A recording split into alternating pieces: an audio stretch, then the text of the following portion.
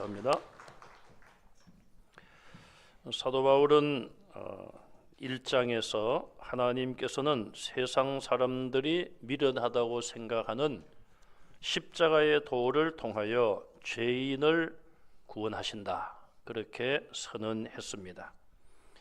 세상 사람들은 아무리 지혜로워도 예수님이 십자가에서 죄인들을 대신하여 죽으심으로 누구든지 그 예수님을 믿으면 죄 용서받고 영생을 누린다, 그 진리를 세상 진리로는 절대로 깨달을 수가 없습니다. 인류 역사 이래 지금까지 그것은 분명한 사실로 증명되어 왔습니다. 인간의 지혜에서 나온 생각이나 주장은 무엇일까요? 그 중에 하나는 인간은 죽으면 환생을 한다. 몸이 흙으로 가고 또 흙이 또 다른 어떤 생명체로 재탄생한다. 자, 그런 환생을 주장하기도 합니다. 하나의 예를 들었습니다. 그거는 인간의 어떤 공상적인 이야기에 불과하고 아무도 어떻게 증명해낼 수가 없습니다. 스스로를 또 위로하는 방편이다, 그렇게 볼 수밖에 없어요. 우리가 가족의 어떤 장례를 만날 수 있죠. 그러면은 친척이나 친구들이 와서 위로를 합니다. 안 믿는 사람들은 어떻게 위로합니까? 고인이 좋은 곳에 갔을 것입니다. 그냥 막연하게 착하게 살았으니까 좋은 곳에 갔을 것입니다. 너무 상심하지 마십시오. 그런 말 정도로 위로를 할 뿐입니다. 우리는 그렇게 하지 않죠. 예수 믿고 구원받았으니 잠시 잠을 자는 것이고 예수님 재림할 때에 그 잠에서 깨어나서 다시는 병들지 않고 죽지 아니할 몸으로 주님을 만나 우리가 천국에서 영생을 누릴 것입니다. 그 하나님의 약속의 말씀으로 위로를 주는 것이죠.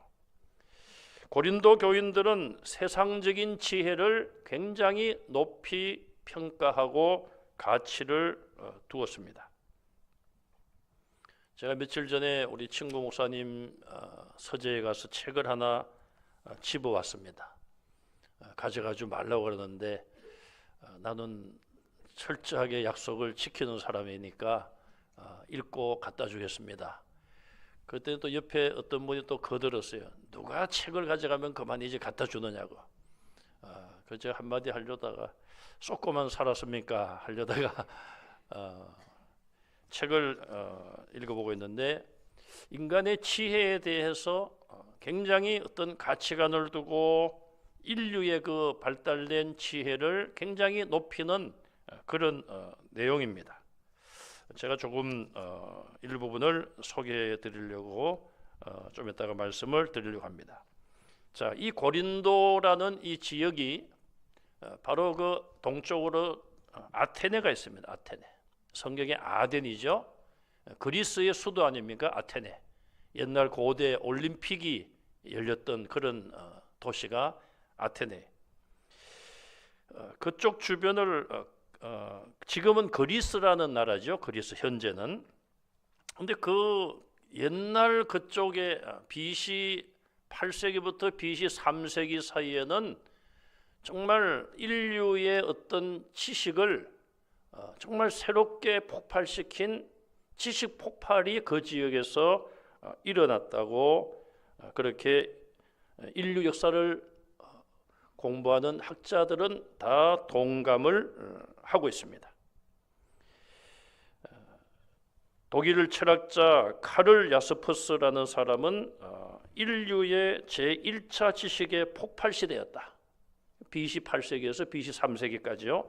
예수님 오시기 800년 전부터 약 300년 전까지. 그러면서 그거는 축의 시대라. 축. 인류 정신사라는 거대한 수레바퀴의 중심축이 세계를 움직였다, 그렇게 표현을 합니다. 8세기 BC 8세기부터 BC 3세기 사이에 세계적인 어떤 그 그림을 지도를 보면은 중국에서는 공자, 노자, 장자, 맹자 전부 자자입니다. 또 우리 이름이 또 흔한 순자도 있어요. 순자. 네, 또 묵자, 열자, 소위 말하는 제자백가라고 말하기도 하죠. 그런 사람들이 다 그 사람들이 뭐 쓴 글이라든지 그런 걸 보면은 뭔가는 좀 깊이가 있는 것 같지 않습니까? 그다음에 인도에는 우다니 샤드 그리고 부처가 생존했던 그런 시대입니다. 메소포타미아 지역은 차라투스트라가 등장을 했고요. 팔레스타인, 이스라엘을 말합니다. 이스라엘은 그 당시에 엘리야, 이사야, 예레미야, 하박국, 다니엘 등 선지자들이 활동했던 시대예요. 자, 그 당시에 서양의 그리스, 지금 고린도 지역을 설명하기 위해서 그 고린도를 위시한 아덴과 그 지역에서는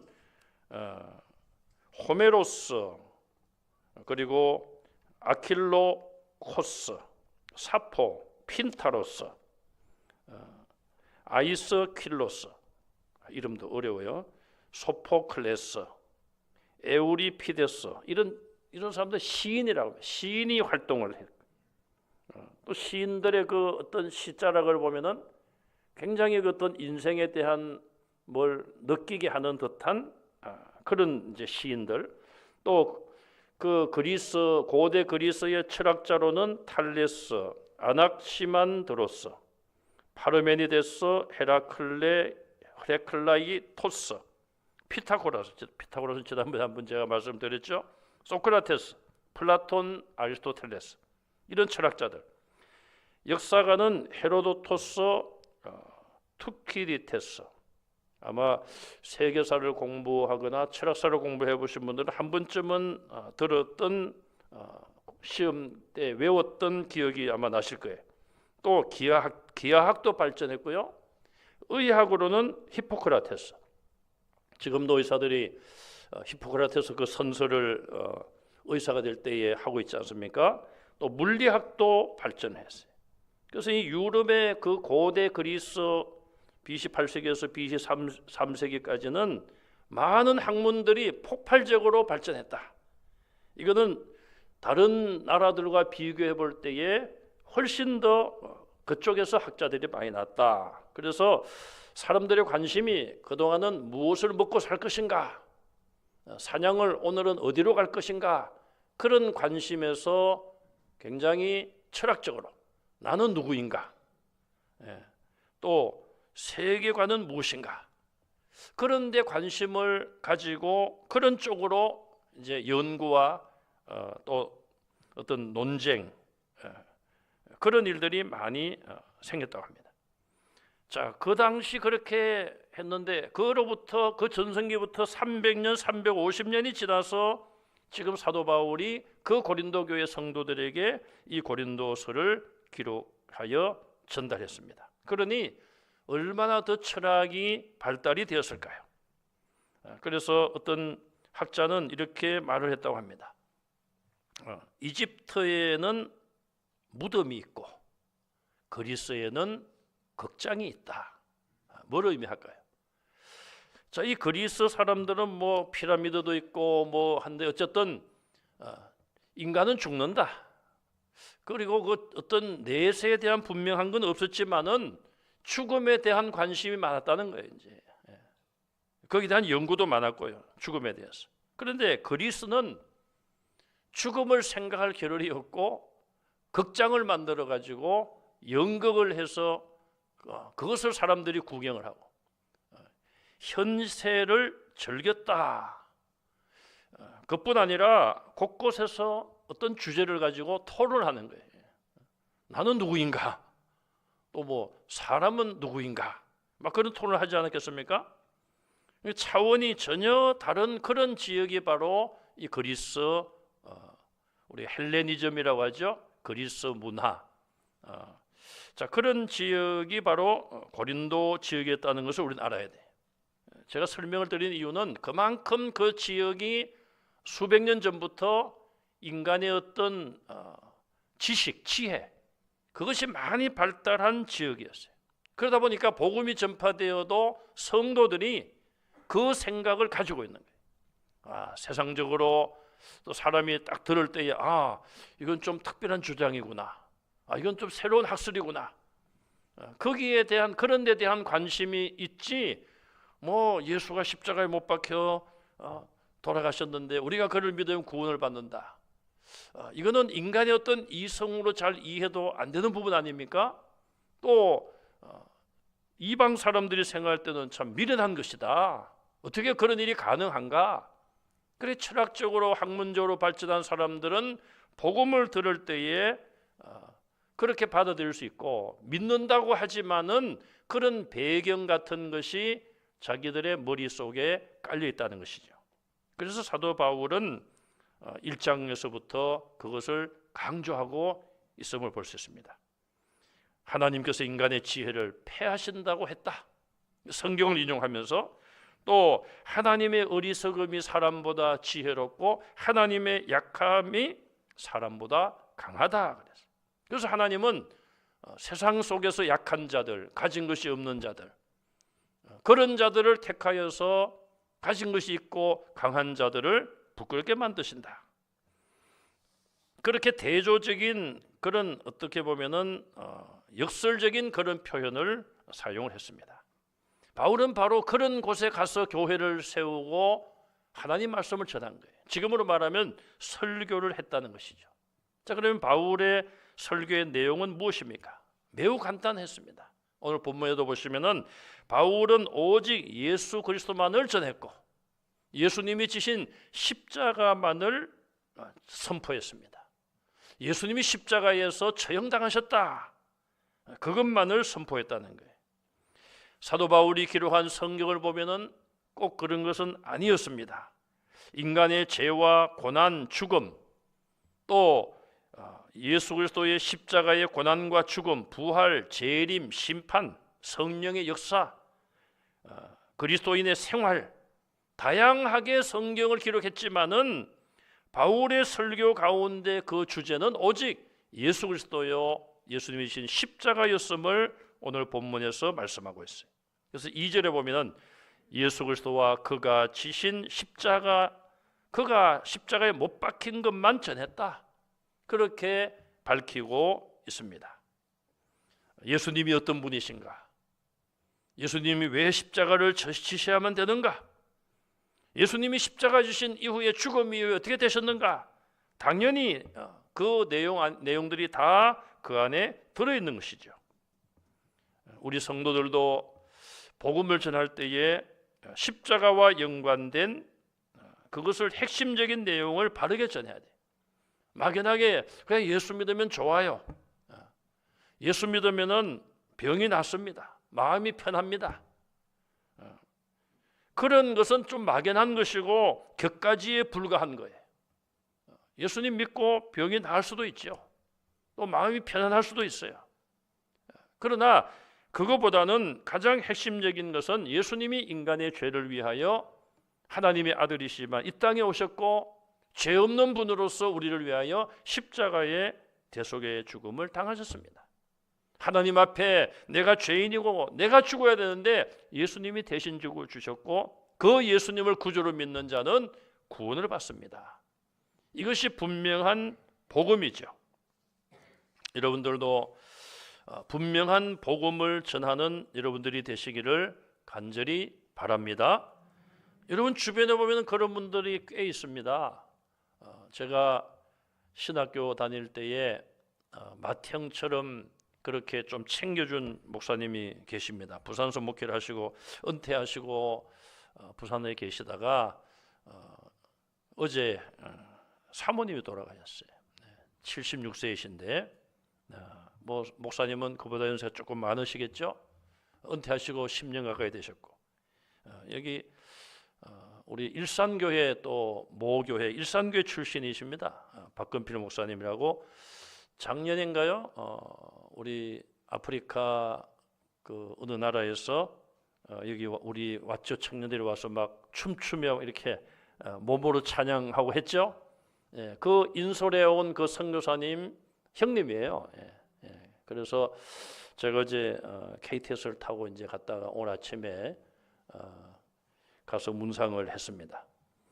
고신대학교 복음병원 장례식장에 무슨 이제 문상을 하고 아침에 인사를 하고 나와서 택시를 탔어요. 택시를 타고 오는데 뭐 한 25분이면 오는 거리인데 한 5분쯤 지났는가 이 기사분이 저한테 이제 병원 앞에서 탔으니까 병원 관계자이십니까? 그러더라고요. 그래서 제가 의사로 보입니까? 그랬더니 예 그러더라고요. 사자는 맞았는데 의사가 아니라 목사입니다. 그랬더니 아 그러시냐고. 그러면서 이분이 이제 뭐 이야기를 하는 거예요. 자기 아내가 자기 집안은 원래 불교인데 아내가 캐톨릭 신자라는 거예요. 그런데 아내가 지금까지 한 번도 성당에 가자는 말을 한 번도 안 했다는 거예요. 그런데 두 가지 이야기를 하더라고요. 하나는 자기 아버님이 얼마 전에 꽤 많이 편찮으셨대요. 그래서 그냥 자기 나름대로 그냥 하나님께 기도한다고 기도를 했다는 거예요. 하나님 이번에 돌아가시면 안 됩니다.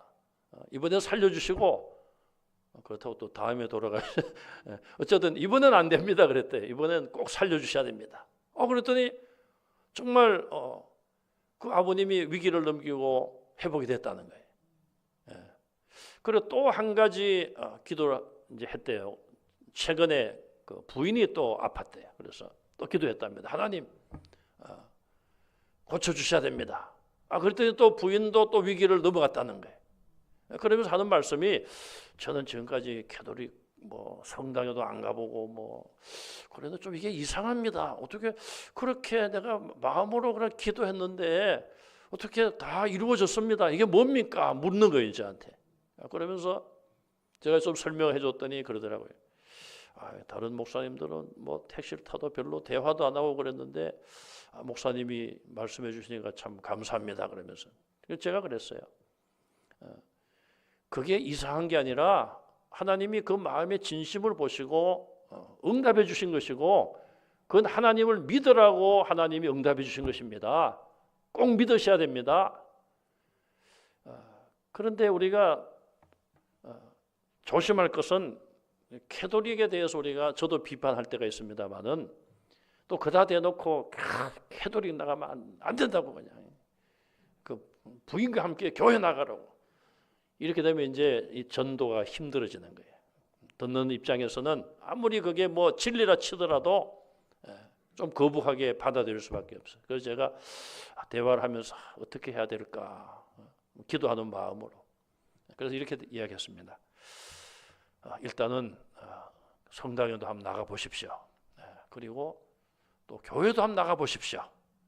그리고 저희 이제 어머님 이야기를 했어요. 저희 어머님이 처음에 교회로 이제 가봤는데 이왕 믿는 거 이제 어디를 가야지 좋을까? 그리고 성당에도 가보셨는데 저희 어머님은 성당보다는 교회가 더 분위기가 마음에 들어서 제가 한 5살, 6살 때 그렇게 해서 교회에서 신앙생활을 하고 예수님을 믿게 되었습니다. 그렇게 제가 이야기를 하면서 교회만 가십시오. 그렇게 하지 않고 캐톨릭에도 한번 가보시고 교회도 가보시고 그렇게 마음의 결정을 하시면 됩니다. 그렇게 제가 이제 뭐 어떻게 보면 전도 아닌 전도를 제가 했습니다.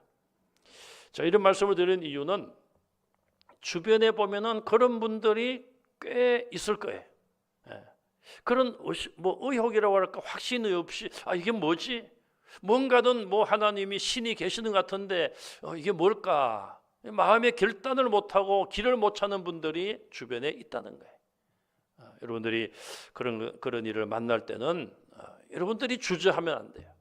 내가 확신을 가지고 예수님을 전하고 이런 경우는 제가 뭐 그냥 교회 나오십시오 이렇게 강요할 수도 있지만은 저는 그냥 그렇게 유연하게 전하였습니다. 여러분들이 성령 인도하시는 대로 하면 될 것 같아요. 두 번째로 설교의 방법입니다. 바울은 1절 말씀에 보면은 뭐라고 말합니까? 말과 지혜의 아름다운 것으로 하지 아니했다. 이게 바울의 설교의 방법이었어요. 설교할 때 그 지역에 앞서 제가 서론적으로 설명을 해드렸지 않습니까? 그렇게 사람들이 말을 잘하고 웅변을 잘하고 또 논쟁을 잘하고, 그래서 뭐 수사학 또 논리학, 변정학, 철학 이런 것들이 아주 발달된 그런 지역입니다. 그래서 만약에 바울이든지 누구든지 내가 어떻게 하면은 저들의 저 화려한 언어, 수사학 저런 것들을 내가 어떻게 말로 이길 수 있을까? 그렇게 접근을 하면은 실패할 수밖에 없다는 것이죠. 그들은 토론과 논쟁이 생활화된 사람들이에요. 시장거리나 이렇게 사람들이 많이 다니는 데서 아예 그냥 어떤 데는 돈을 걸고 토론도 했다는 것입니다. 무슨 내기하듯이. 그리고 연극을 감상하고 아주 그런 사람들이었어요.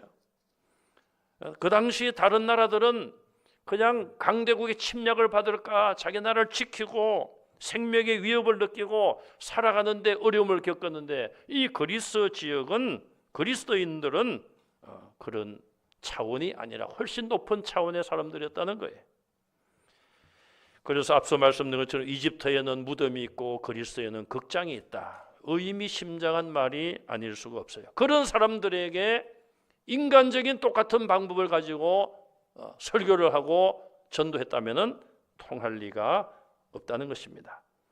바울도 그 당시에 가브리엘 문화에 있었고 로마의 시민권을 가지고 있었고 신약 성경에 기록된 헬라어라든지 그런 모든 면에서 아주 능통한 사람으로 알려져 있습니다. 그가 만약에 그런 세상적인 지식을 가지고 고린도 사람들에게 전했다면 실패할 수밖에 없었을 것입니다. 바울은 그것을 일찍 깨달았습니다. 그래서 세상적인 자랑거리 또 공부한 것, 세상적인 지식, 지혜, 그걸 뭘로 여겼다고요? 배설물로 여겼다는 거예요. 그런 것들이 꽉 차 있으면은 예수님이 들어가실 자리가 없는 거예요. 다 세상적인 자랑과 세상적인 지혜를 다 버릴 때에 예수님이 그 안에 들어갈 수 있고 예수님을 모실 수가 있는 것입니다. 바울은 교회에서 설교할 때 이처럼 세상적인 지혜를 사용하지 않았습니다. 그래서 어떤 사람들은 바울이 말에는 좀 어눌하다 그렇게 공격을 비판을 받은 적도 있습니다. 그러나 바울은 예수님과 예수님의 십자가를 강조했어요. 설교도 그렇고 기도도 그렇습니다. 화려한 언어, 듣기 좋은 미사여구 그런 것들이 설교나 기도에 나타나는 것이 중요한 것이 아니라 얼마나 예수님을 높이고 하나님을 높이고 하나님을 의지하는 믿음이 있느냐, 예수님을 십자가를 자랑하고 또 기도할 때는 나는 아무것도 할 수 없습니다. 하나님을 의지하는 그런 기도가 필요하다는 것이죠. 마지막 세 번째로 설교자 바울의 삶과 행동을 보면 바울은 사도였습니다. 사도 중에 사도였지 않습니까? 그가 사도의 권위도 가지고 있었고 병 고치는 은사도 있고 심지어는 죽은 유두고까지도 살리지 않았습니까? 놀라운 성령의 은사와 권능을 가지고 있었어요. 그럼에도 불구하고 그는 교만하지 않았습니다.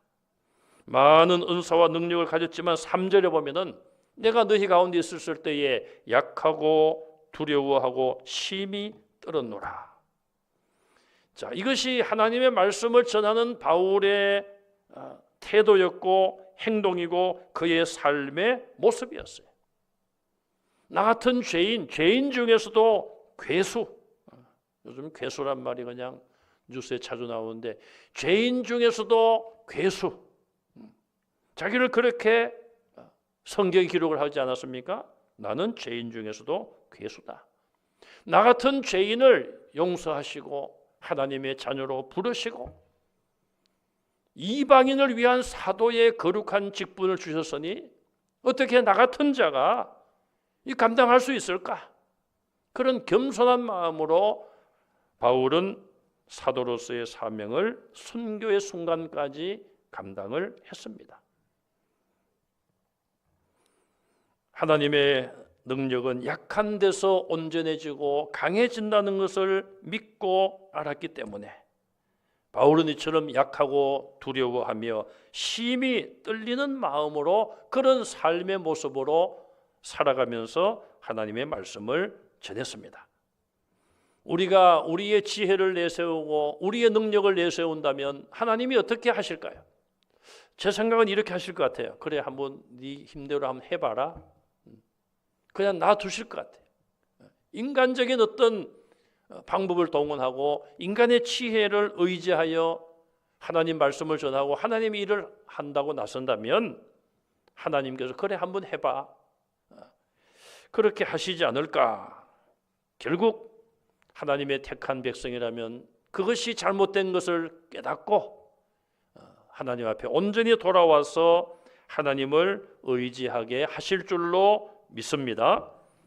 이처럼 바울은 설교, 하나님 말씀을 전하는 그 내용이나 또 그런 자세나 그런 삶의 모습이 정말 자기를 낮추고 자기를 부인하는, 오직 예수님만을 높이고 주님의 십자가만을 증거하는 그런 삶을 살았습니다. 그 결과는 무엇일까요? 4절에 보면은 성령의 능력이 나타난다는 거예요. 성령이 함께 하시는 것이 나타나고 그 성령이 함께 하심으로 놀라운 능력들이 나타났다는 것입니다. 말씀을 들을 때에 사람의 말로 듣지 아니하고 하나님의 말씀으로 듣는 것이 느껴졌다는 것입니다. 여러분들도 하나님 말씀을 읽고 들으실 때에 인간의 말이 아닌 하나님의 말씀으로, 능력 있는 말씀으로 여러분들 심령에 임하시기를 간절히 바랍니다. 그리고 고린도 교회 성도들의 믿음도 5절에 보니까 사람의 지혜를 보고 듣고 배워서 믿는 것이 아니라 하나님의 능력을 보고 복음과 함께 역사되는 하나님의 능력을 그들이 체험하고 능력 있는 그런 믿음을 가지게 되었다는 것입니다. 오늘도 이런 원리는 동일하게 작동합니다. 내 삶 속에서 나의 지혜와 나의 능력을 앞세우고 내세우고 자랑한다면 하나님의 역사, 성령의 역사는 나타나지 않습니다. 오직 예수님만을 높이고 나는 부인하고 예수님만을 의지하시고 예수님의 십자가만을 자랑하는 성도들이 다 되셔서 여러분 삶 속에 또 여러분들이 전도하는 또 기도하는 그 모든 삶 속에서 성령의 놀라운 역사를 체험하시기를 주님의 이름으로 축원합니다. 아멘. 기도하겠습니다. 하나님, 은혜를 감사드립니다. 우리가 다 세상적으로 볼 때는 부족하고 연약하지만 하나님의 자녀로 우리를 불러주시고 아무런 자격도 없는 저희들을 하나님의 자녀로 삼아주신 것 감사드립니다. 그러므로 우리는 인간의 지혜, 세상적인 지혜를 의지하지 말고 자랑하지 말게 하시고 오직 십자가에 못 박히신 예수님만을, 또 예수님이 주신 십자가만을 자랑하는 하나님의 자녀들 되게 하여 주시옵소서. 예수님 이름으로 간절히 기도하옵나이다. 아멘.